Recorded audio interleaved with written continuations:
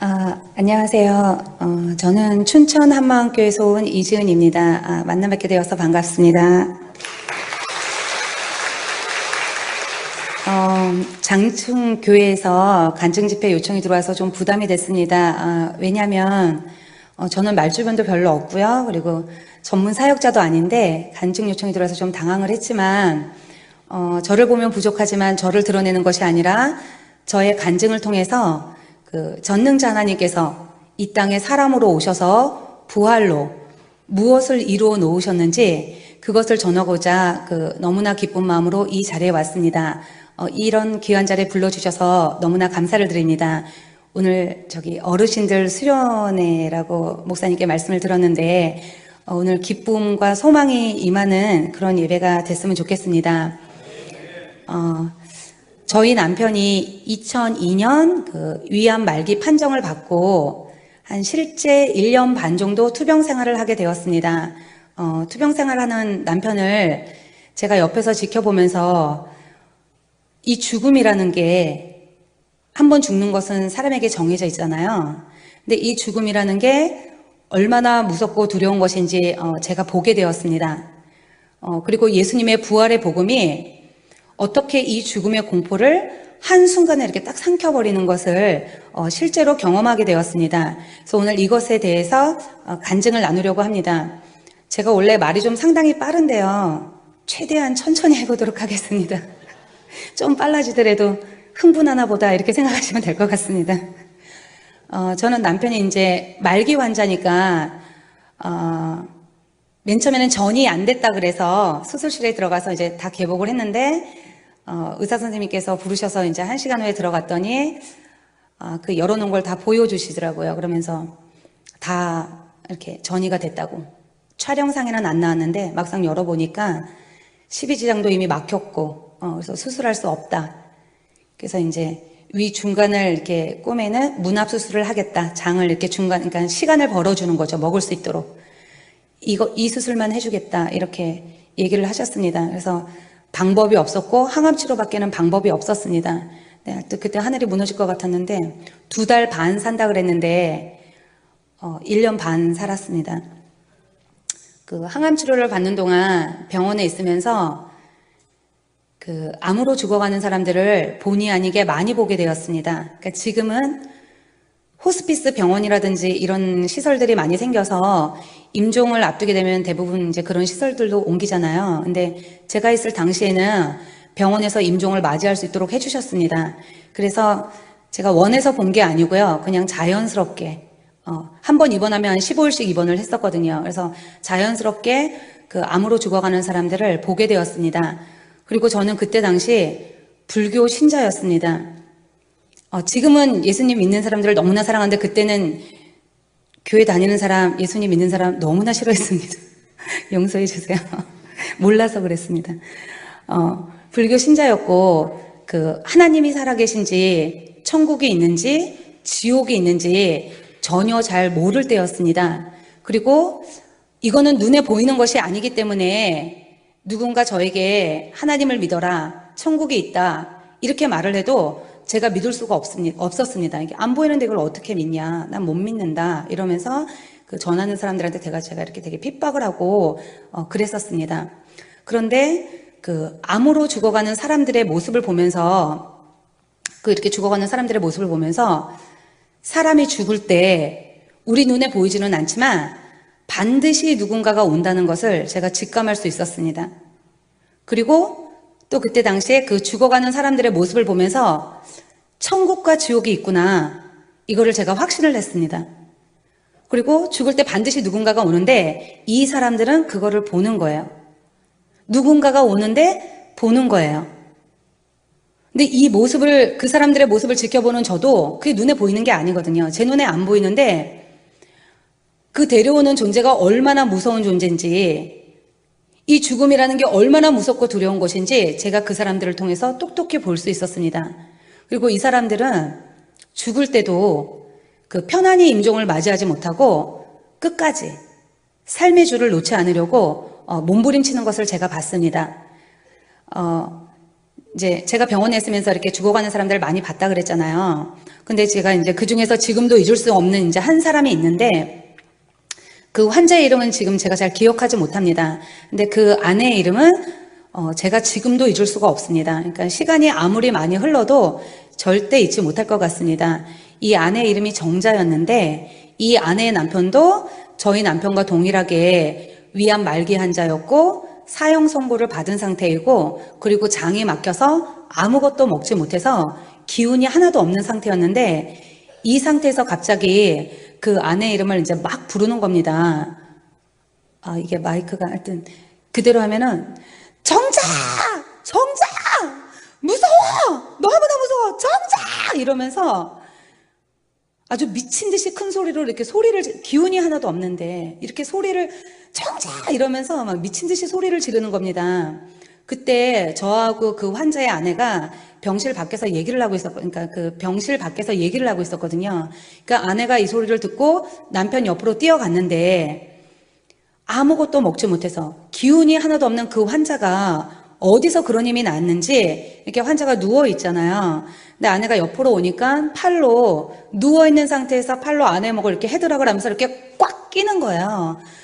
이렇게 꽉 끼면서 같이 가자고. 너무나 무서워서 나 혼자 못 간다고. 나를 데리러 왔는데 너무나 무서워서 나 혼자 못 가니까 같이 가자고. 이러면서 이 팔로 자기 아내 목을 힘껏 감싸서 숨을 쉬지 못하게 하는 거예요. 제가 이거를 옆에서 보는데 너무 당황을 해가지고 이 환자가 너무 감싸서 숨을 쉬지 못하게 하니까 제가 어떻게 풀어주었는지 잘 기억은 나지는 않지만 그 환자의 팔에서 이렇게 아내 목을 제가 이렇게 떼어 풀어주었습니다.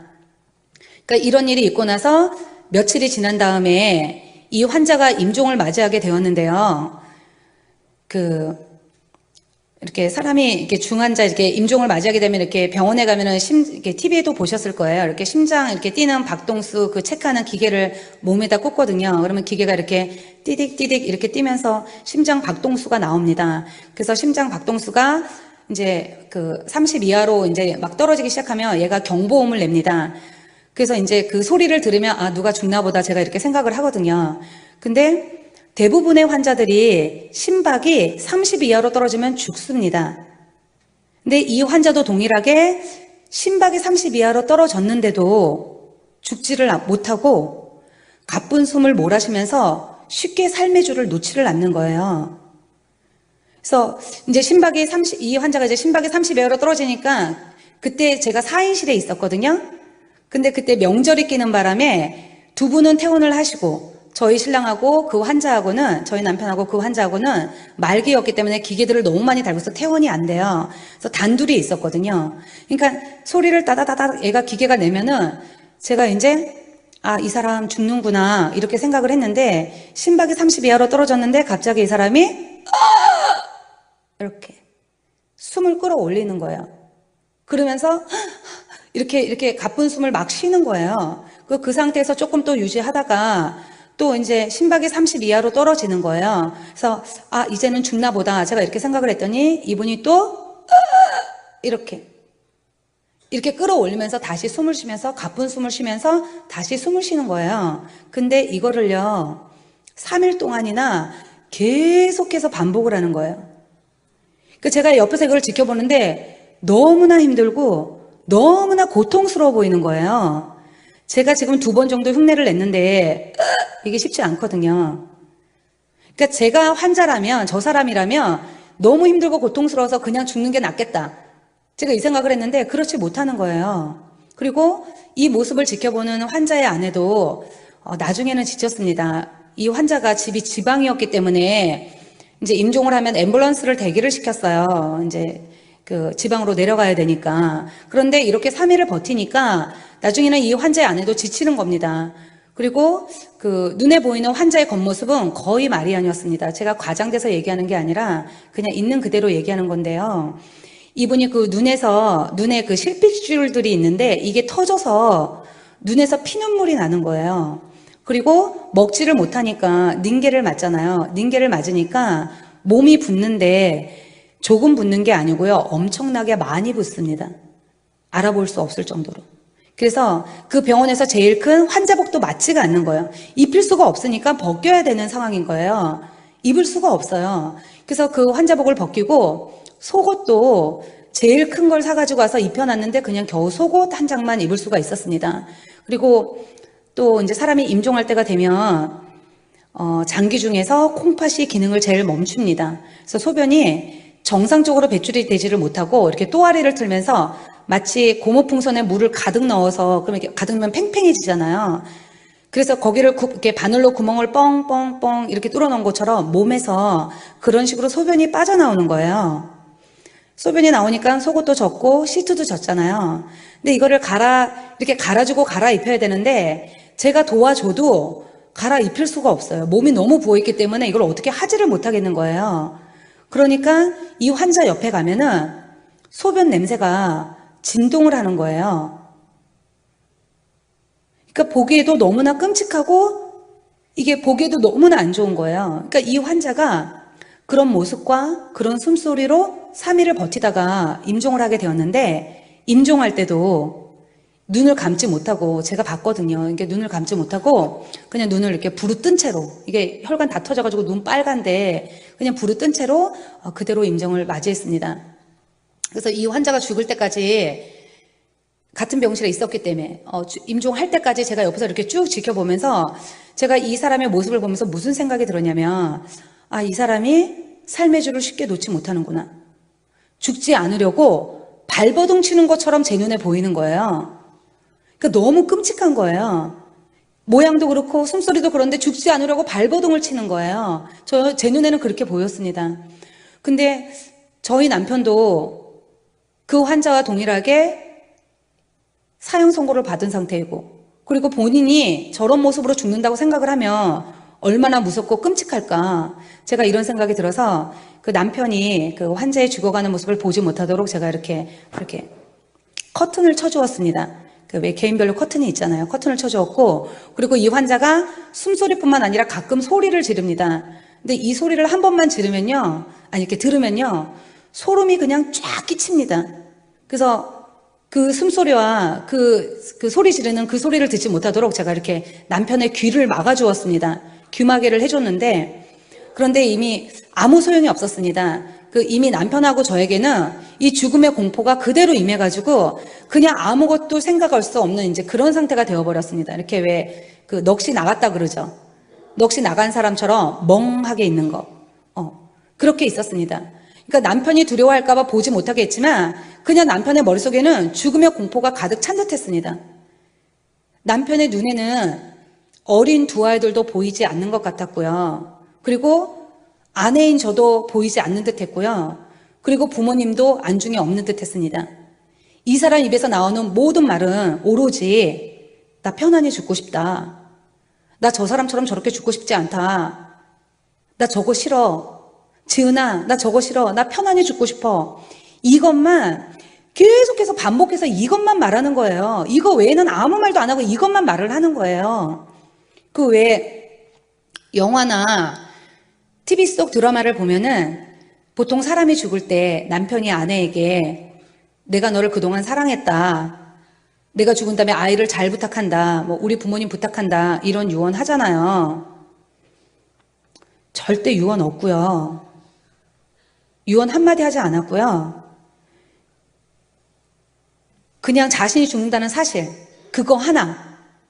오직 그거 하나. 죽음의 공포만 이 사람 머릿속에만 가득 있는 거예요. 왜 마음에 가득한 것이 입으로 나오잖아요. 내가 숨길 수 있을지는 모르지만 어느 순간 나도 모르게 입으로 나오고 어느 순간 행동으로 나가기도 하잖아요. 그러니까 이 사람 마음속에는 자신이 죽는다는 사실 이거 말고는 아무것도 없으니까 이 사람 눈에는 아무것도 보이지 않고 아무것도 들리지가 않는 거예요. 그런데 더 놀라운 건 뭐냐면요. 남편도 남편이지만 제가 이 죽음이 너무나 두려웠습니다. 실제 죽는 거 남편이 죽는 거예요. 저는 아무 상관이 없어요. 실제 죽는 건 남편이 죽는 거고 저 그때 아주 건강했거든요. 근데 제가 이 죽음이 너무나 두려워서 그냥 제가 아무것도 생각할 수 없는 공황 상태가 되어버렸어요. 공황 상태 아시죠? 그러니까 이 죽음의 문제가 저에게 실제가 된 거예요. 지금 우리는 건강하니까 죽음은 나하고 거리가 아직까지는 멀다. 이렇게 생각하실 수도 있잖아요. 근데 그렇지 않습니다. 그러니까 이 죽음이 저한테 실제가 된 거예요. 실제가 되니까 그때 당시에 이제 남편하고 저 사이에는 너무나 많은 문제들이 있었는데 이 많은 문제들이 2달 반 동안 단기간 내에 다 일어난 일들인데요. 어떤 일들이 있었냐면 저희 남편이 사업을 했습니다. 근데 이 하던 사업이 망해서 이제 빚쟁이가 병실로 찾아왔습니다. 그 하던 사업 중에 저희 신랑이 건축 쪽에 있었거든요. 그 빌라를 짓는 것이 있었는데 이제 마지막 입원을 하고 가망이 없다는 것을 이제 현장 쪽에서 알게 되면서 그 현장 소장이 정말 우리 신랑이 그분 믿고 이렇게 키워주고 길러주고 그랬던 분이신데 돈을 들고 도망을 갔습니다. 그래서 건축주가 저희는 그때는 몰랐는데 한참 후에 건축주가 이제 병원에 찾아왔습니다. 그래서 제가 그때 찾아왔고 그리고 제가 30 초반에 우리 보통 기반이라 그러죠. 기반을 다 잡아놨었습니다. 그냥 돈을 긁어 모으기만 하면 되는 상태였는데 그 상태에서 이렇게 된 겁니다. 근데 그때 목동에 집이 있었는데 차압이 들어오게 생긴 거예요. 그러니까 쫄딱 망했습니다. 차압이 들어오게 생겼고 그리고 아이들은 3살, 4살로 어렸습니다. 그리고 또 남편이 신용이 있다 보니까 신용 대출을 받아서 제가 이제 남편 회사 정리하면서 은행권을 정리하다가 알게 된 건데 이제 통장을 딱 찍었는데 이렇게 한국마사회, 한국마사회, 한국마사회, 한국마사회 경마로 빚을 탕진했더라고요. 이렇게 경마로 돈을 다 썼더라고요. 그러니까 저에게 경마 빚까지 안겨준 거예요. 그리고 회사를 운영할 수 없었기 때문에 친구에게 회사를 맡겼는데 이 친구가 정말 친한 친구고 어릴 때부터 친구였는데 회사 돈 다 빼돌리고 부가세도 내지 않고 상반기에 부가세도 내지 않고 제가 이제 정리하면서 안 거예요. 그래서 종합소득세는 또 올라가고 그러니까 저희 부부에게 엄청난 세금 폭탄을 안겨주었습니다. 그리고 여자로서 마지막 남은 선을 무너뜨리는 사건이 있었는데 그게 뭐냐면 남편의 외도 사실이었습니다. 저는 남편에 대해서 정말 이런 부분에 대해서는 0.0001%라도 의심을 해본 적이 없습니다. 단 한 번도 의심을 해본 적이 없어요. 그런데 어느 날 이 여자가 병실에 찾아왔습니다. 병원에 찾아왔습니다. 그래서 제가 그때 알았습니다. 제가 회사를 정리하다가 얼핏 소문으로는 들었는데 확인하고 싶지도 않았고 그런 사람이 아니었기 때문에 물어보지도 않았는데 병실에 찾아와서 제가 그때 알았습니다. 그리고 제가 돈을 좀 잘 쓰고 할 때는 주위에 사람이 많았는데 제가 쫄딱 망하게 생겼으니까 시댁이 그리고 친정 부모님이 또 친구들이 전부 다 이렇게 등을 돌렸습니다. 그러니까 이런 많은 이들이 한꺼번에 그냥 2달 반 동안 그냥 한꺼번에 이게 다 생긴 겁니다. 그러니까 그 전서부터 있었던 건데 그때 제가 이제 다 알게 된 거죠. 그러니까 이런 많은 일들이 한꺼번에 생기면서 그때 당시 제가 살아야 될 이유를 모르겠더라고요. 그냥 살아야 될 소망도 안 보이고 살아야 될 희망도 아무것도 안 보이는 거예요. 다 나를 버려도 되는데 나를 낳아주신 내 부모님이 돈 앞에서 등을 돌리시는 것을 보면서 물론 저희 부모님은 저에게 그런 말 한 이유는 네가 빨리 정신 차리고 일을 처리해라 이런 의도로 말씀을 하셨다고 그러셨는데 그때 당시 저에게는 그 말씀은 죽으라는 얘기였거든요. 그래서 이 돈 앞에서 친정 부모님이 등을 돌리시는 거 보면서 제가 마음에서 내가 이 세상에서 의지할 사람이 아무도 없구나. 이 세상에서 나를 도와줄 사람이 단 한 사람도 없구나. 나 죽어야 되는구나. 그래서 제가 머릿속에서 자살을 생각했습니다. 내가 도대체 여기서 뭘 하고 있는지를 모르겠는 거예요. 내가 왜 여기서 이런 미친 짓을 하고 있는지 도저히 모르겠는 거예요. 그냥 모든 것이 힘들고 그냥 이대로 끝내고 싶고 더 이상 아무것도 하고 싶지가 않은 거예요. 그리고 어린 두 아이들도 생각나지가 않는 거예요. 생각이 진짜 안 났습니다. 벗어나고 싶은 거예요. 죽고 싶고. 남편은 어차피 죽을 거니까 남편이 무슨 일을 했고 어떤 일을 했어도 제가 다 감당을 해야 된다고 생각을 했습니다. 이제 그것도 남편을 위해서라기보다 후회할까 봐. 남편이 죽은 다음에 내가 좀 더 참을 걸, 내가 좀 더 잘해줄 걸 하는 이런 마음이 들까 봐 남편이 어떤 일을 했고 무엇을 했어도 제가 다 감당을 해야 된다고 생각을 했고 실제도 감당을 하고 있었는데 이런 많은 문제들이 한꺼번에 생기니까 더 이상 하고 싶지가 않은 거예요. 근데 이런 많은 문제들이 있었는데 제가 죽음 앞에 실제로 딱 서게 되니까 단 한 가지도 이 많은 중에 그 어떤 것도 생각이 나질 않는 거예요. 그러니까 모든 문제들이 죽음 밑으로 그냥 죽음 밑으로 모든 문제들이 그냥 그대로 잠식이 되어 버렸습니다. 그러니까 제 눈에는 그냥 죽음만 보이는 거예요. 그래서 제가 그때 알았습니다. 인생에서 가장 큰 문제는 돈도 아니고 명예도 아니구나. 우리 인생이 명예나 돈을 쫓아서 살잖아요. 죽음 후에는 심판이 있다 그랬고 우리에게는 죽은 후에는 예수님을 만나잖아요. 죽음 앞에서는 이건 아무것도 아닌 거예요. 그래서 인생에서 가장 큰 문제가 죽음의 문제라는 것을 제가 그때 알았습니다. 이 세상에 어느 누가 이 죽음의 문제를 해결해 줄 수 있을까? 누가 이 죽음에서 벗어날 수 있을까? 돈은요, 없으면 사람마다 다 기준이 다르기 때문에 조금 벌든 많이 벌든 벌면 됩니다. 명예도 내가 원하면 노력해서 얻으면 돼요. 지금은 돈이 많으면 명예도 사기도 하잖아요. 명예도 원하면 얼마든지 얻을 수 있는데 죽음은 어떻게 할 수가 없는 거예요. 그래서 제가 그때 인생에서 가장 큰 문제가 죽음이라는 걸 제가 그때 알았습니다. 그래서 이 죽음 앞에서 그냥 남편하고 저하고는 그냥 공황 상태인 거예요. 해결을 할 수가 없으니까. 그리고 앞에 환자가 죽고 나서 며칠이 지난 다음에 밤에 잠을 자는데요. 그 병원에 가면은 환자 침대 있고 그다음에 이제 보호자가 눕는 보조 침대가 있잖아요. 이제 남편이 위에서 자고 제가 아래서 잠을 자는데 제가 피곤했었는지 어쨌는지 이렇게 하여튼 잠을 자는데 갑자기 남편이 발로 저를 이렇게 막 이렇게 뻥뻥뻥 막 이렇게 좀 높이가 있잖아요. 아래로 저를 막 뻥뻥 차는 거예요. 그래서 제가 놀라서 깼는데 남편이 막 울면서 화를 내면서 벌벌 떨면서 내가 너를 얼마나 불렀는데 왜 대답하지 않냐고, 내가 너를 얼마나 불렀는데 왜 일어나지 않냐고, 나를 데리러 왔다고, 너무나 무섭다고, 침대를 뺑 둘러쌌다고, 지은아 나 무서워 이러면서 그 다 큰 어른이 막 울부짖는 거예요. 침대를 둘러쌌다는 거예요. 근데 제가 그때 남편의 눈을 봤는데 눈이 공포에 질려 있는 거예요. 왜 어르신들 이런 말씀들 많이 하시죠? 죽을 때가 되면 몸이 허해져서 헛게 보이는 거라고. 근데 그렇지 않습니다. 제가 그때 남편의 눈을 봤는데 남편의 눈이 공포에 질려 있는데 그 공포가 그대로 저에게 오는 거예요. 제가 본 게 아닌데 그 공포가 그대로 저에게 오는 거예요. 분명히 남편은 뭔가를 봤어요. 제가 예수님 믿고 나서 알은 건데 죽을 때가 되면 영안이 열려서 자기가 어디로 가는지 안다는 것을 이제 제가 믿고 나서 알았습니다.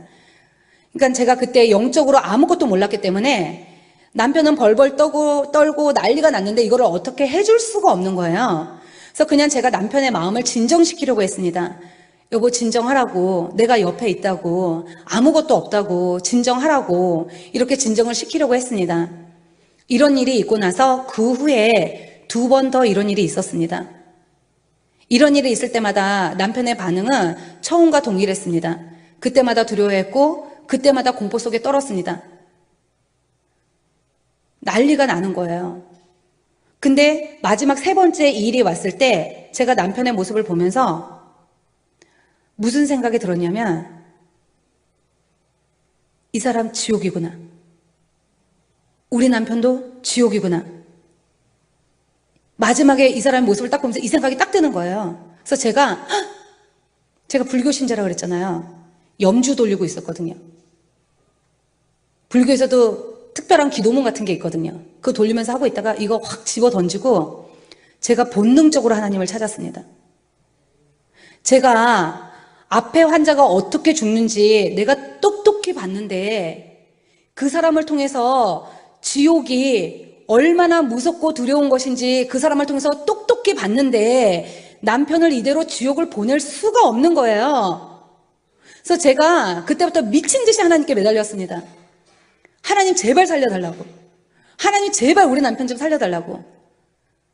제가 다 잃었거든요. 그러니까 다 잃어도 좋고 모든 것을 다 가져가도 좋으니까 하나님 우리 남편만 살려달라고. 하나님 저희 남편 살려주시면 이제는 제가 하나님 원하시는 대로 하나님 뜻대로 하나님의 종으로 살 테니까 하나님 저희 남편 좀 살려달라고. 이 죽음이 너무나 두렵다고. 남편을 이대로 지옥을 보낼 수가 없다고. 하나님 살려달라고. 제가 이때부터 간절히 하나님께 기도를 했었습니다. 제가 기도할 줄도 모르는데요, 무슨 정신에 했는지 할 때는 막 그냥 막 미친 듯이 매달렸습니다.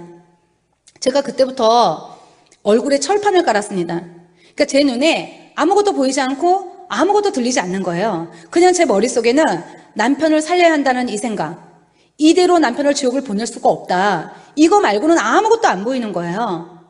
그래서 제가 그때부터 병동 안을 막 이렇게 돌아다니면서 병원 안에서 누가 교회를 다닌다, 이 소리만 제 귀에 들리면 제가 그 사람에게 찾아갔습니다.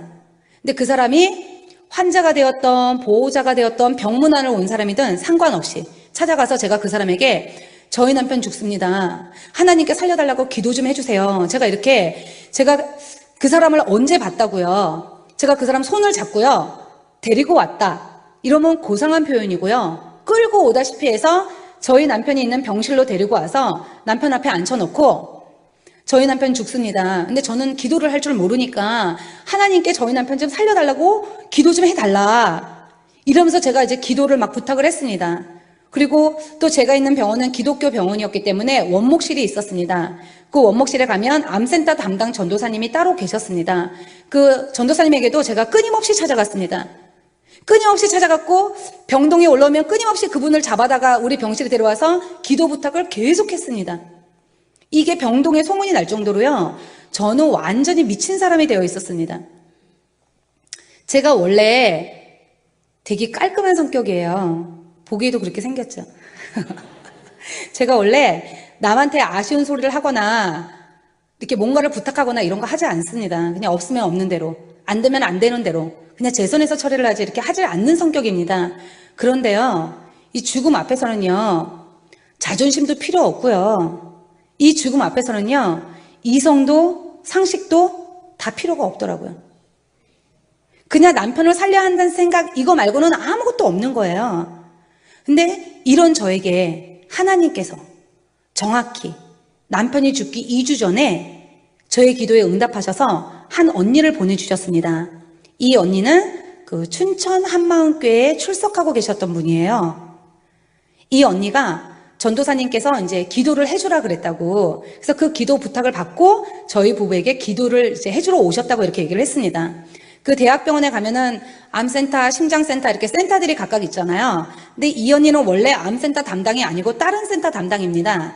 근데 그 전도사님께서 몇 호실에 가면 누구누구가 있는데 그 환자는 가서 기도를 꼭 해줘야 된다, 그래서 퇴근하기 전에 가서 기도를 해주고 퇴근을 해라, 이렇게 말씀을 하셔서 이 언니가 그 부탁을 받고 이제 저희 부부에게 와서 기도를 해주러 온 겁니다. 이게 하나님의 인도하심이었습니다. 근데 이 언니가 와서요, 저희 부부에게 어떤 많은 말씀들, 성경 구절을 찾아주고 막 이렇게 한 게 아니고요, 뭐라고 말씀하셨냐면, 하나님이 이 땅에 사람으로 오셨고, 우리와 동일한 사람으로 오셨고, 그분의 이름이 예수님이고, 이분이 우리 죄 때문에 십자가에서 죽으시고 부활하셨다, 이렇게 말씀하셨어요. 제가 이 말을 듣는데요, 너무나 놀랐습니다. 제가 이 말을 듣는데요, 그냥 그 자리에서 기절하는 줄 알았습니다. 부활이라는 두 글자가 제 귀에 너무나 선명하고 분명히 들리면서, 부활? 뭐야? 죽음이 끝이 아니잖아. 우리 부부는 죽음이 두려워서 어떻게 하지 못하고 이 죽음 앞에서 공황 상태로 있는데 부활이라니, 그럼 죽음이 끝이 아니라는 거잖아. 그럼 예수님이 하나님이네? 이게 그냥 한순간에 달아졌습니다. 그래서 제가 너무 놀래가지고 언니한테 따지듯이 하나님이 언제 왔다 가셨냐고 제가 이렇게 물어보았습니다. 그러니까 언니가 2000년 전에 왔다 가셨다는 거예요. 그래서 제가 벌써 왔다 가셨냐고 저 분명히 학교 다닐 때 배웠거든요. 예수님이 4대 성인 중에 한 분이신 거. AD와 BC를 가르치는 기준이 되시는 분인 거. 이분이 부활하셨으면 하나님이 맞다고, 내가 이분을 믿지 않았다고, 부활로 예수님이 하나님으로 확증되는 순간 내가 이분을 믿지 않았구나. 이게 그냥 한순간에 알아졌습니다. 저는요, 예수님이 그리스 로마 신화, 사람이 만든 거, 그 신화처럼 교회 다니는 사람들이 만든 신인 줄 알았지, 예수님이 정말 하나님이신 줄은 제가 몰랐거든요. 그래서 제가 언니한테 난 정말 몰랐다고, 난 예수님이 하나님인 줄 정말 몰랐다고, 내가 이분을 믿지 않았다고, 그래서 제가 언니한테 믿겠다고 얘기를 했습니다. 제가 깔끔한 성격이라 피해 주는 것도 싫어하고 피해 받는 것도 싫어하고, 그리고 제 삶은 제 나름대로 성실하고 열심히 살았습니다. 그런데 이런 많은 일들이 한꺼번에 생기면서 왜 나는 열심히 살았는데 이게 왜 나한테 이렇게 생기나, 이런 마음이 들면서 제가 제 평생에 한 번도 하나님 찾은 적이 없으면서 힘든 일이 딱 생기니까 원망을 하나님한테 하고 있는 거예요. 제가 있던 병원에 5층에 가면 예배당이 있는데 거기 가가지고 제가 맨 처음에 하나님이라고도 안 그랬어요. 당신 나한테 왜 이러시냐고. 내가 뭘 그렇게 잘못해가지고, 나는 착하게 산 죄밖에 없는데 왜 내가 이걸 한꺼번에 다 겪어야 되냐고, 왜 나한테 이러시냐고 막 하나님한테 따지다가 나중에는 하나님 제발 좀 살려달라고 이러면서 제가 무릎을 꿇었거든요. 근데 부활로 모든 사람에게, 이 땅에 없는 부활로 모든 사람에게 믿을 수 있는 확실한 증거를 주셨는데도 불구하고 내가 이분을 믿지 않고 내가 내 인생의 주인 돼서 산 삶의 결과가 그 모양 그 꼴이더라고요. 누구 때문도 아니고요, 환경 때문도 아니고요, 내가 이분을 믿지 않고 내가 내 인생의 주인이 되어서 내 육체가 원하는 대로, 내 마음이 원하는 대로 살았더니 이렇게 되더라고요. 그래서 예수 믿지 않은 죄, 이분을 주인으로 믿지 않고 내가 주인 돼서 산 죄, 요한복음 16장 9절의 죄, 이 죄를 하나님이 아들을 보내주셨잖아요. 주셨잖아요. 그분을 십자가에서 죽이셨잖아요. 그리고 부활로 믿을 만한 증거를 주셨잖아요. 그런데도 제가 이분을 배척하고 믿지 않고 그 악랄한 죄, 이 죄를 아버지 하나님께 회개하고 예수님을 영접하였습니다. 그리고 저희 남편이 말기 암 환자였기 때문에 진통제 중에서 가장 센 마약성 진통제 중에 몰핀이라고 있습니다. 근데 몰핀을 맞았는데요, 몰핀을 맞으면 신경이 이렇게 마비가 되기 때문에 말도 어눌하게 하고 소리도 잘 듣지를 못합니다. 그리고 남편이 죽기 정확히 2주 전이었기 때문에 동공이 거의 풀려있는 상태였는데 남편도 너무나 간절한 눈빛으로 동공을 모으면서 이 복음을 들었고 우리 부부는 예수님을 그 마음의 주인으로 영접하였습니다. 이 부활을 듣는데요, 그렇게 죽음이 들어와서 벌벌벌벌 떨었는데 이 부활을 딱 듣는 순간, 예수님을 영접하는 순간 마음에서 죽음의 공포가 싹 사라지고 마음의 평강이 임하는 거예요. 그걸 제가 알 수 있었습니다. 그러니까 이 부활이 죽음의 공포를 그냥 한순간에 삼켜버린 겁니다. 할렐루야. 네. 예수님을 영접하고 나서 2004년 2월 14일 날, 그날이 토요일 날 저녁이었는데요. 세상에선 발렌타인 날이죠. 제가 있는 병원은 임종이 이렇게 임종하겠다 싶으면은 1인실로 옮길 것을 권합니다. 그냥 권해요. 옮겨도 되고 안 옮겨도 됩니다. 근데 저희는 1인실로 옮겼습니다. 그리고 저희 시어머니께서 간호사셨기 때문에 오늘은 넘기겠다. 그래서 집에 갔다가 내일 다시 오겠다 하셔서 가시고 그 1인실에 남편하고 저하고 단둘이 있게 되었습니다. 단둘이 있는데 제가 주는 나를 기르시는 목자요, 이 찬양이 생각이 나서요. 저 잘 모르는데요, 그냥 제가 아는 대로, 제가 생각나는 만큼 그냥 남편한테 그냥 이걸 찬양을 하나 불러주고 남편한테 여보 이제 편안히 가라. 내가 회사도 다 정리했고 모든 일 다 정리했으니까 당신 이제 편안히 가라. 그리고 천국 가서 하나님 만나면 내가 아이들을 잘 키울 수 있도록 당신이 직접 이렇게 하나님께 부탁을 해라. 제가 이렇게 얘기를 했습니다. 얘기를 하고 조금 있다가 이 얘기가 끝나자마자 조금 있다가 맥박이 막 떨어지는 거예요. 근데 맥박이 30쯤 되었을 때 놀라운 일이 벌어졌습니다. 그리고 남편은 소천을 하였습니다. 근데 어떤 놀라운 일이 벌어졌냐면 그 남편이 암덩어리들이 다 장을 누르고 있었기 때문에 2달 반 동안 먹을 수가 없었어요. 2달 반 동안 굶었기 때문에 얼굴은 이렇게 해골처럼 뼈만 남았고요. 그리고 안구는 안으로 꺼져서 눈꺼풀도 감기지 못하는 상태였고요. 그리고 눈동자는 티니하게 죽어 있었습니다. 이렇게 동태눈처럼.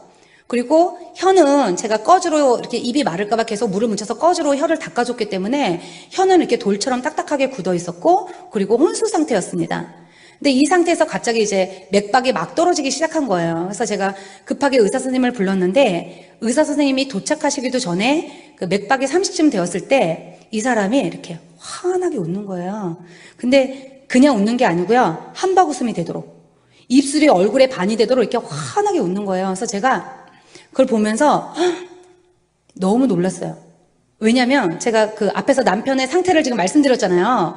절대 웃을 수 있는 일이 아닌데, 절대 일어날 수 있는 상황이 아닌데 이 사람이 환하게 웃는 거예요. 그래서 제가 이 사람 왜 웃지? 그래서 속으로 누가 데리러 왔는데 어이없어서 웃는 건가? 그것도 아닌 것 같고, 그러면 그동안 나한테 고맙다고 웃는 건가? 그것도 아닌 것 같고, 이 사람 도대체 왜 웃지? 모르겠는 거예요. 근데 그렇게 환하게 확 웃고 있다가 심장이 이렇게 띠 하고 멈추는 순간 남편의 얼굴이 웃고 있다가 원래의 얼굴로 돌아갔습니다. 남편의 임종을 저 혼자 봤기 때문에 제가 이거를요, 그 누구에게도 말을 하지 않았습니다. 왜 말을 안 했냐면, 이걸 누가 믿어줄까? 이걸 얘기하면은 나보고 미쳤다 그러지 이걸 누가 믿어줄까? 제가 이 생각이 들어가지고 그 누구에게도 이 얘기를 하지를 않았습니다. 그 남편이 그렇게 임종을 하고 장례식을 치르고 저의 하루 일과가요, 아침에 일어나면 어린 두 아이들을 데리고 그 남편의 유골이 안치되어 있는 낙골당에 가서 시간을 보낸 다음에 오후가 되면 일산 호수공으로 넘어와서 이제 거기서 오후 시간을 보내는 거예요, 애들하고. 그리고 저녁이 되면 집으로 돌아갔습니다. 제가 이거를 계속해서 반복을 했습니다, 이 생활을. 왜 그렇게 했냐면, 아픈 남편이었어도 옆에서 함께 얘기하고 모든 걸 함께 하고 했었는데 이 사람이 없어지니까 애들은 어리지 말할 사람은 없지, 이 자리가 너무나 크고 이 빈자리가 너무나 크고 너무나 허전하고 어떻게 하지를 못하겠는 거예요. 그리고 또 좀 힘든 일도 좀 있었습니다. 근데 제가 그래서 이걸 어떻게 하지를 못하니까 그냥 그런 삶을 사는 거예요. 근데 이제 그런 삶을 살고 있는 저에게 처음 부활의 복음을 전해주었던 그 언니의 권유로 그 2004년 2월 달에 이제 남편 장례식 치르고 5월 달에 춘천 한마음교회를 가게 되었습니다. 그러니까 제가 태어나서 처음 교회를 간 거죠.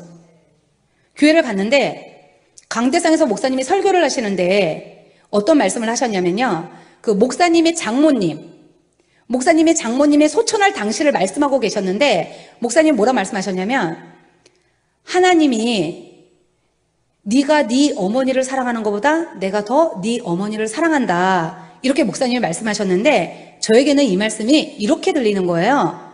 지은아, 네가 네 남편을 사랑하는 것보다 내가 더 네 남편을 사랑한다. 지금 나와 함께 있다. 이게요, 신비한 음성이 들린 게 아니고요, 마음에서부터 큰악식 가운데 이렇게 확 들리는 거예요. 그래서 내가 이 사람 천국 갔네? 이 사람 천국 갔구나. 제가 이게 알아지면서 제가 애들한테 가가지고, 야 얘들아, 니네 아빠 천국 가셨어. 우리가 나중에 가서 만나면 돼. 제가 이렇게 애들한테 얘기를 해줬습니다. 그 다음부터 남편에 대한 모든 생각을 접었고요. 접으려고 노력을 한 게 아니고요.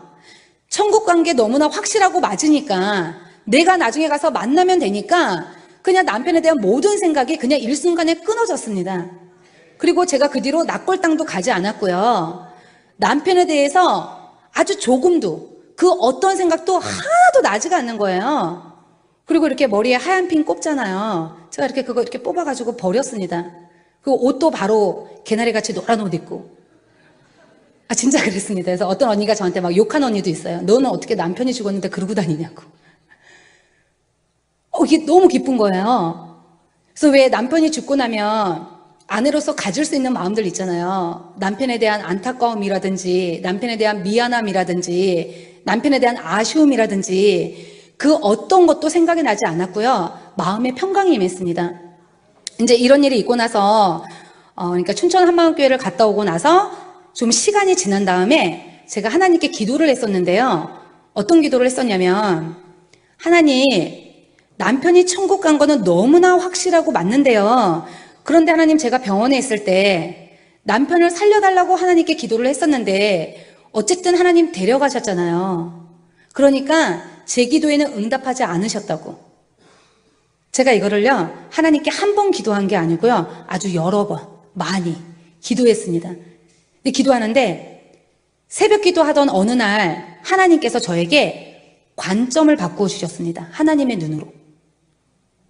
사람이 살아서 이렇게 걸어 다녀야지만 저는 사람이 살아있다고 생각을 했거든요. 나와 함께하고 이렇게 걸어 다니고 해야지 살아있다고 생각을 했는데 하나님의 눈으로 볼 때 사람이 살아서 걸어 다녀도 그 영이 하나님께 대해서 죽어 있으면 이 사람은 지금 죽어 있는 사람인 거예요. 왜냐하면 죽으면 바로 지옥이니까. 그리고 하나님의 눈으로 볼 때 사람이 죽었어도, 이 육신이 죽었어도 그 영이 하나님께 대해서 살아있으면 이 사람은 지금 죽은 사람이 아니라 살아있는 사람인 거예요. 왜냐하면 영원히 천국이니까. 그래서 제 이 기도 중에 이걸 싹 가르쳐 주시는데 내 기도에 응답하셨구나. 우리 남편을 내 기도대로 우리 남편을 살려주신 것이 맞구나. 내 기도에 응답하셨네. 이게 알아지면서 그때부터 마음에 그 조금 이렇게 찌꺼기 같은 남아있는 그런 부분들이 싹 없어지면서 마음에 그때부터 완전히 평강이 임했습니다. 예수님이 부활하셔서 죽음이 끝이 아니라는 것을 우리에게 보여주셨고, 그리고 예수님이 부활하셨는데 이런 썩을 몸으로 부활한 게 아니고요. 이 몸은 썩잖아요. 그리고 약하고 병들어요. 근데 예수님은 이런 몸으로 부활하신 게 아니라 신령한 몸으로 부활하셨어요. 그래서 그 몸으로 천국에 사는 것을 우리에게 첫 열매로 보여주셨어요. 그래서 우리에게 부활로 산 소망을 주신 거 있죠. 살아있는 소망을 주셨기 때문에 제가 그때부터 더 이상 슬퍼하거나 뒤돌아보지 않았습니다. 이 부활의 복음이 죽음 가운데 고통받고 있고 갈 길을 모르고 헤매고 있는 저에게 이 부활의 복음이 저를 살렸습니다. 이 부활의 복음이 저와 남편과 아이들과 우리 가정을 살렸습니다. 남편 장례식 치르고서도 너무나 힘든 시간들이었는데 부활하신 예수님 한 분만 딱 붙들고, 제가 이분만 딱 붙들고 그 힘든 걸 다 이겨낼 수 있었고요. 너무나 길고 어둡고 깜깜한 터널이었는데 그 터널을 예수님 한 번만 딱 붙들고 이렇게 쭉 빠져나올 수가 있었습니다. 근데 빠져나올 때요, 남들이 절 볼 때는 그래 네가 종교라도 붙들어야지 네가 살지 그 상황에서 어떻게 살겠니, 이런 얘기 제가 참 많이 들었거든요. 그런데 저 힘든 줄도 몰랐고요. 그냥 세상은 온데간데 없고 그냥 주님하고 나만 보이는 거예요. 그리고 천지를 창조하신 이분이 내 아버지가 되신 거예요. 그래서 제가 너무 감격이 돼가지고 힘든 줄도 모르고 이제 거기를 쭉 빠져나온 거예요. 그래서 저에게 이 복음을 전해주신 언니를 생각을 하면요, 지금도 너무나 감사합니다. 제가 주위 분들에게 그런 얘기 자주는 아니지만 그래도 이렇게 자주 합니다. 가끔 하는데 이 언니에게는 뭘 줘도 아깝지가 않다고. 돈 빼고 다 줬습니다. 왜 그러냐면 제가 만약에 이 부활의 복음을 듣지 못했다면, 만약 저에게 이 부활의 복음을 전해주는 자가 없었다면 저는 아마 이 세상에 없는 사람이었을 것입니다. 왜냐하면 제가 자살을 생각했었기 때문입니다. 그러니까 지금 생각만 해도 너무 아찔하고 끔찍한 거예요. 나 이거 못 들었으면 어떡할 뻔했나. 이렇게 풍요로운 삶이 있는데. 나 이거 못 들었으면 어떡할 뻔했나? 정말 복음을 전하는 자의 발이 아름답습니다. 제가 이 복음을 듣고 제가 살아나고 나서 나 같은 사람이 있겠구나. 저처럼 갈 길을 모르고 눌리고 포로된 영혼들이 있겠구나. 제가 이 생각이 들면서 나도 이 사람들에게 가서 부활의 복음을 전해야 되겠구나. 제가 이 생각을 했습니다. 갈급한 영혼에게 입술을 열기만 하면 성령께서 역사하시고 그 영혼을 살리실 수가 있는데, 제가 이 복음을 받고도, 이 복음을 듣고도 전하지 않고 입술을 열지 않는다면 하나님께서 저에게 핏값을 취하는 것이 너무나 마땅하고 당연하다는 생각이 들었습니다. 로마서 10장 14절에서 15절의 말씀처럼 복음을 전하는 자의 발이 아름답다고 했습니다. 복음을 전하지 않으면 어떻게 들을 수 있겠습니까? 안 전하는데 저처럼 모르는 사람은 어떻게 듣겠습니까? 그래서 제가 그때부터 복음을 전하기 시작했습니다. 제가 앞에서 말씀드렸던 것처럼 인생에서 가장 큰 문제는 죽음의 문제입니다. 이 죽음 앞에서는요, 아무것도 문제가 되지 않더라고요. 내가 오늘 죽는데 돈이 나에게 무슨 소용이고, 돈을 아무리 많이 쌓아두면 뭐합니까? 내가 오늘 죽는데 명예를 아무리 높은 걸 가지고 있어도 그 명예가 나에게 무슨 이게 무슨 소용이겠습니까? 그리고 내가 오늘 죽는데 인간관계에 걸려 있다면, 원수 맺은 것이 있다면 용서하지 못할 것이 없더라고요. 이 죽음 앞에서는 아무것도 문제가 되지 않더라고요. 인생에서 가장 큰 문제는 죽음의 문제고, 이 죽음의 문제는 이 세상에 그 어떤 것으로도 절대 해결할 수가 없었습니다. 오직 예수님이 부활로 이 죽음의 문제를 해결해 주셨습니다. 저는 죽음의 문제를 해결받은 자입니다. 제가 하나님께 저 좀 데려가 달라고, 나는 여기에 살아야 될 이유가 없는 거예요. 저는 여기 힘들고 고통스럽지, 나는 그 나라가 좋으니까 빨리 날 좀 데려가시라고. 제가 얘기도 여러 번 했거든요. 근데 하나님이 사명이 있다고, 감당하고 오라고. 전능자 하나님께서 이 땅에 사람으로 오셔서 부활로 인생에서 가장 큰 죽음의 문제를 해결해 주셨습니다. 예수님이 십자가에서 죽으시고 부활하셔서 사망의 권세를, 마귀가 이 사망의 권세를 잡고 있는데 이 권세를 깨뜨리셨고, 승천하셔서 지금 하늘 보좌 우편에 살아계시고, 그리고 하늘과 땅의 모든 권세를 가지시고 만왕의 왕이시고 만유의 주인이신 이분이 내 안에 들어오셔서 지금 나와 함께 하시는데 아무것도 문제될 것이 없었습니다. 죽음의 문제를 해결받았는데 뭐가 문제가 되겠습니까? 이분이 나와 함께 하시는데 못할 것이 없더라고요. 제가 이게 알아지면서 너무나 이게 막 마음이 감격이 돼가지고요. 빌립보서 4장 13절의 말씀처럼 나에게 능력 주시는 자 안에서 내가 모든 것을 할 수 있다. 바울의 고백이 무슨 고백인지 제가 알게 되었습니다. 저는 인생에서 가장 큰 것을 해결받았습니다. 죽으면 이 썩은 몸 벗고 신령한 몸을 입는데 이분이 나와 함께 하시는데 두렵지가 않은 거예요. 제가 33살에 혼자 됐거든요. 제가 과부란 얘기 가끔 씁니다. 저 과부예요. 이래요. 제가 33살에 혼자 됐는데 애들도 어렸고요. 저 전업주부였고요. 남편이 죽고 나면 어떻게 살까 하는 이런 염려들, 두려움 있을 수가 있잖아요. 그런데 두렵지가 않은 거예요. 다 나를 버려도 되고 다 나를 몰라줘도 되고 이분이 나와 함께 하시니까 두렵지가 않은 거예요.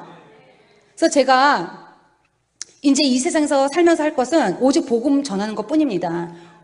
지금 복음 증거, 여기에 지금 저의 인생을 모두 드리고 있는데요. 부활하신 예수님을 만난 지 벌써 이제 만 9년이라는 세월이 지났습니다. 복음을 증거하는 사명이 내 생명보다 귀하다는 마음은 지금도 변함이 없습니다. 복음 증거하는 사명은요, 부활하신 예수님, 하나님께 받은 사명입니다.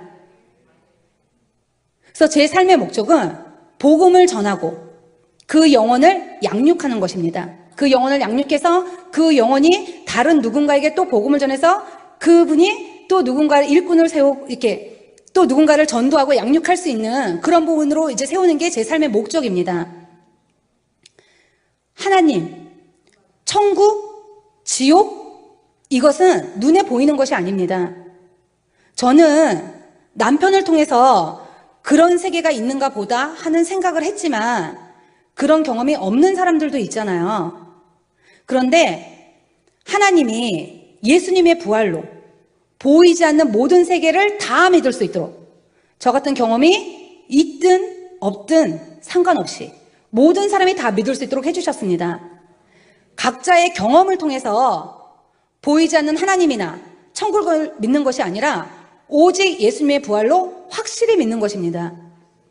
예수님 당시에 2000년 전 당시에 예수님이 정말 하나님이신 증거를 보여달라고 하던 사람들에게 예수님께서는 마태복음 12장 39절에 악하고 음란한 세대가 표적을 구하나 선지자 요나의 표적밖에는 보일 표적이 없다라고 말씀하셨습니다. 여기서 nothing bat입니다.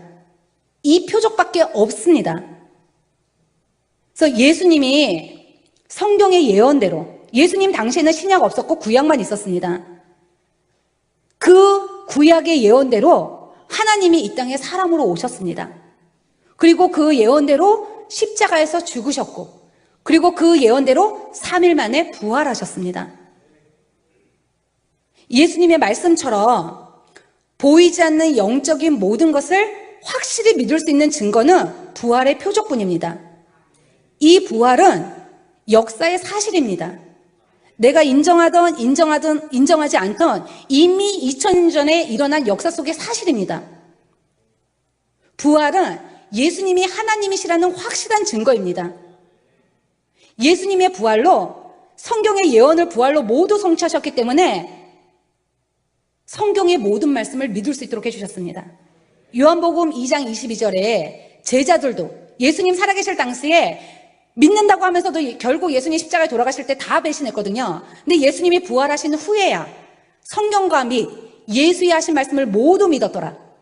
성경의 모든 예언을 성취하시고 부활하신 것을 딱 보면서 성경에 예언되어 있는 그 메시아 하나님 부활하신 이분 성경을 모두 이루셨구나. 성경의 모든 말씀이 사실이구나. 이분의 말씀이 사실이구나. 그때부터 성경의 모든 말씀을 믿었고 사도행전에서 이것을 증거하다가 모두 다 순교했습니다.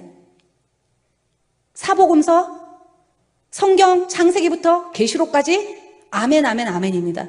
예수님이 부활하셨기 때문에 내 느낀 감정과 상관없이 하나님의 말씀에 아멘입니다. 전능자 하나님께서 말씀으로 천지를 창조하셨습니다. 말씀이요. 말로. 말씀으로 천지를 창조하셨습니다. 그 창조주 하나님께서 그 전능자 하나님께서 이 땅에 사람으로 직접 오셔서 십자가에서 죽으시고 부활하셔서 나의 주인 되어주신 이 사건은 이 세상에 그 어떤 것보다도 너무나 크고 중요한 사건입니다. 제 인생에서 이것만큼 크고 중요한 일이 없기 때문에 제가 이분 앞에서 다른 것을 붙들 수가 없습니다. 내 인생의 어떤 것이 전능자 하나님이 오셔서 죽으시고 부활하신 것보다 더 클 수 있겠습니까? 돈의 문제도, 자식의 문제도, 남편의 문제도, 죽음의 문제도 그 어떤 것도 전능자 하나님이 나 때문에 이 세상에 오셔서 죽으시고 부활하신 것보다 더 클 수가 없는 것입니다. 이분 앞에서 무엇을 더 중요하게 생각할 수 있겠습니까? 아무것도 없습니다. 제 인생에서 저는 이거를 붙들고 있기 때문에 제 인생에 어떤 힘든 일이 들어오고 어떤 힘든 일이 일어나도 저도요 물질의 문제 들어오고요 인간관계 문제도 들어옵니다. 그리고 자식의 문제도 들어옵니다.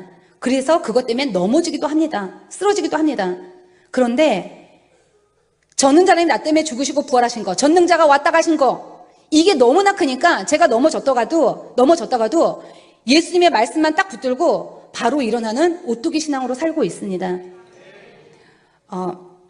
여러분 모두 부활하신 예수님을 주인으로 믿음으로 말미암아 축복된 삶을 정말 누리시기를 원합니다. 저는 이 삶이 너무나 행복하고 좋거든요. 그래서 저처럼 부족한 사람을 이 귀한 자리에 불러주셔서 살아계신 하나님을 간증할 수 있는 기회를 주신 하나님께 영광을 돌려드리고, 그리고 또 저를 불려주신 그 장충교회 목사님과 성도 여러분들에게 감사를 드립니다. 감사합니다. 한 번 죽는 것은 사람에게 정해져 있잖아요. 근데 이 죽음이라는 게 얼마나 무섭고 두려운 것인지 제가 보게 되었습니다. 그리고 예수님의 부활의 복음이 어떻게 이 죽음의 공포를 한순간에 이렇게 딱 삼켜버리는 것을 실제로 경험하게 되었습니다. 그래서 오늘 이것에 대해서 간증을 나누려고 합니다. 제가 원래 말이 좀 상당히 빠른데요. 최대한 천천히 해보도록 하겠습니다. 좀 빨라지더라도 흥분하나 보다 이렇게 생각하시면 될 것 같습니다. 저는 남편이 이제 말기 환자니까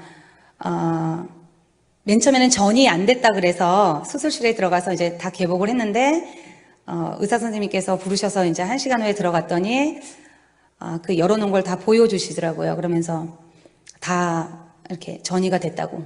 촬영상에는 안 나왔는데 막상 열어보니까 십이지장도 이미 막혔고 그래서 수술할 수 없다. 그래서 이제 위 중간을 이렇게 꼬매는 문합 수술을 하겠다. 장을 이렇게 그러니까 시간을 벌어주는 거죠. 먹을 수 있도록. 이 수술만 해주겠다. 이렇게 얘기를 하셨습니다. 그래서 방법이 없었고 항암 치료밖에는 방법이 없었습니다. 네, 그때 하늘이 무너질 것 같았는데 2달 반 산다 그랬는데 1년 반 살았습니다. 그 항암 치료를 받는 동안 병원에 있으면서 그 암으로 죽어가는 사람들을 본의 아니게 많이 보게 되었습니다. 그러니까 지금은 호스피스 병원이라든지 이런 시설들이 많이 생겨서 임종을 앞두게 되면 대부분 이제 그런 시설들도 옮기잖아요. 근데 제가 있을 당시에는 병원에서 임종을 맞이할 수 있도록 해주셨습니다. 그래서 제가 원해서 본 게 아니고요. 그냥 자연스럽게 한 번 입원하면 15일씩 입원을 했었거든요. 그래서 자연스럽게 그 암으로 죽어가는 사람들을 보게 되었습니다. 그리고 저는 그때 당시 불교 신자였습니다. 지금은 예수님 믿는 사람들을 너무나 사랑하는데 그때는 교회 다니는 사람, 예수님 믿는 사람 너무나 싫어했습니다. 용서해 주세요. 몰라서 그랬습니다. 불교 신자였고 그 하나님이 살아계신지 천국이 있는지 지옥이 있는지 전혀 잘 모를 때였습니다. 그리고 이거는 눈에 보이는 것이 안녕하세요. 저는 춘천 한마음교회에서 온 이지은입니다. 만나 뵙게 되어서 반갑습니다. 장충교회에서 간증집회 요청이 들어와서 좀 부담이 됐습니다. 왜냐하면 저는 말주변도 별로 없고요. 그리고 전문 사역자도 아닌데 간증 요청이 들어와서 좀 당황을 했지만 저를 보면 부족하지만 저를 드러내는 것이 아니라 저의 간증을 통해서 그 전능자 하나님께서 이 땅에 사람으로 오셔서 부활로 무엇을 이루어 놓으셨는지 그것을 전하고자 그 너무나 기쁜 마음으로 이 자리에 왔습니다. 이런 귀한 자리에 불러주셔서 너무나 감사를 드립니다. 오늘 어르신들 수련회라고 목사님께 말씀을 들었는데 오늘 기쁨과 소망이 임하는 그런 예배가 됐으면 좋겠습니다. 저희 남편이 2002년 그 위암 말기 판정을 받고 한 실제 1년 반 정도 투병 생활을 하게 되었습니다. 투병 생활하는 남편을 제가 옆에서 지켜보면서 이 죽음이라는 끝까지 삶의 줄을 놓지 않으려고 몸부림치는 것을 제가 봤습니다. 이제 제가 병원에 있으면서 이렇게 죽어가는 사람들을 많이 봤다 그랬잖아요. 근데 제가 이제 그 중에서 지금도 잊을 수 없는 이제 한 사람이 있는데 그 환자의 이름은 지금 제가 잘 기억하지 못합니다. 근데 그 아내의 이름은 제가 지금도 잊을 수가 없습니다. 그러니까 시간이 아무리 많이 흘러도 절대 잊지 못할 것 같습니다. 이 아내의 이름이 정자였는데 이 아내의 남편도 저희 남편과 동일하게 위암 말기 환자였고 사형 선고를 받은 상태이고 그리고 장이 막혀서 아무것도 먹지 못해서 기운이 하나도 없는 상태였는데 이 상태에서 갑자기 그 아내의 이름을 이제 막 부르는 겁니다. 이게 마이크가 하여튼 그대로 하면은 정자! 정자! 무서워! 너무나 무서워! 정자! 이러면서 아주 미친 듯이 큰 소리로 이렇게 기운이 하나도 없는데 이렇게 소리를 정자! 이러면서 막 미친 듯이 소리를 지르는 겁니다. 그때 저하고 그 환자의 아내가 병실 밖에서 얘기를 하고 그러니까 그 병실 밖에서 얘기를 하고 있었거든요. 이기 때문에 누군가 저에게 하나님을 믿어라, 천국이 있다, 이렇게 말을 해도 제가 믿을 수가 없었습니다. 이게 안 보이는데 이걸 어떻게 믿냐, 난 못 믿는다, 이러면서 그 전하는 사람들한테 제가 이렇게 되게 핍박을 하고 그랬었습니다. 그런데 그 암으로 죽어가는 사람들의 모습을 보면서 이렇게 죽어가는 사람들의 모습을 보면서 사람이 죽을 때 우리 눈에 보이지는 않지만 반드시 누군가가 온다는 것을 제가 직감할 수 있었습니다. 그리고 또 그때 당시에 그 죽어가는 사람들의 모습을 보면서 천국과 지옥이 있구나, 이거를 제가 확신을 했습니다. 그리고 죽을 때 반드시 누군가가 오는데 이 사람들은 그거를 보는 거예요. 누군가가 오는데 보는 거예요. 근데 이 모습을, 그 사람들의 모습을 지켜보는 저도 그게 눈에 보이는 게 아니거든요. 제 눈에 안 보이는데 그 데려오는 존재가 얼마나 무서운 존재인지, 이 죽음이라는 게 얼마나 무섭고 두려운 것인지 제가 그 사람들을 통해서 똑똑히 볼 수 있었습니다. 그리고 이 사람들은 죽을 때도 그 편안히 임종을 맞이하지 못하고